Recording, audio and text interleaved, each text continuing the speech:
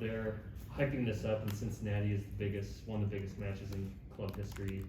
Obviously, you don't need any more motivation to get up for a game like this, especially when you're close in the table. But knowing how they came out of the gates last year when you guys went down there, do you kind of need that intensity level in a match like this from the jump and kind of match them? Yeah, absolutely.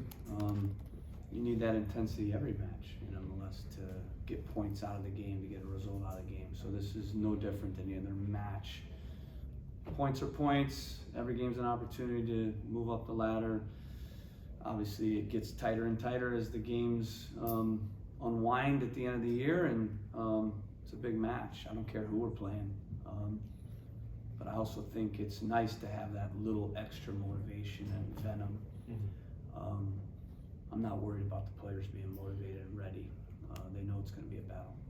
That mentality that maybe you wanted to see in a response to the game this past weekend, have you seen that this week? We'll see in the game. Yeah. We'll see in the game. Every training's pretty good.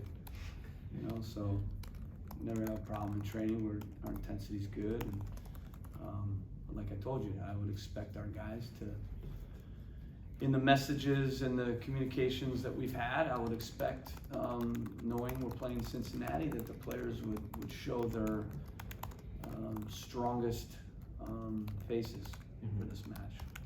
How big of a difference does it make that Acosta is going to be in there for Cincinnati? I mean, just in general, what kind of difference maker is he when he's playing? He's a very good player. Obviously, I think he's up there leading the league in assists. In terms of analytics, chance creation, he's one of the highest guys.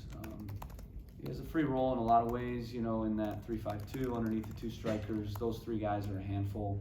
Brenner Vasquez in the box, and Acosta can float basically wherever he wants to kind of find spaces, and doesn't have a ton of defensive responsibility.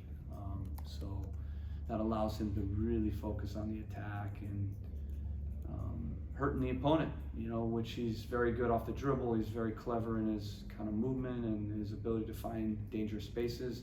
He's a good final passer in the box. He's very clever.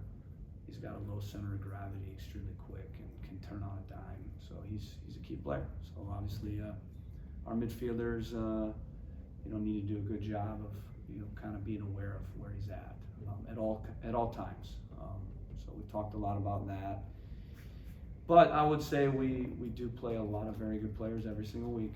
So usually on every opponent, there's a guy that's dangerous. A midfielder, whether it's Pozuelo or there's different guys, right? You got to be aware of. So we asked about the home form on Tuesday, but going to Cincinnati, a place you guys have had some success, obviously. Taking the bus down there, that whole trip, is that a time where you can kind of rally together? I know you can do that at any road game, but just kind of the way that this trip is, and the hostility between fan bases and whatnot, does that add to that intensity? I think our guys have, honestly been very strong. It hasn't been perfect. Obviously we have more draws than we want.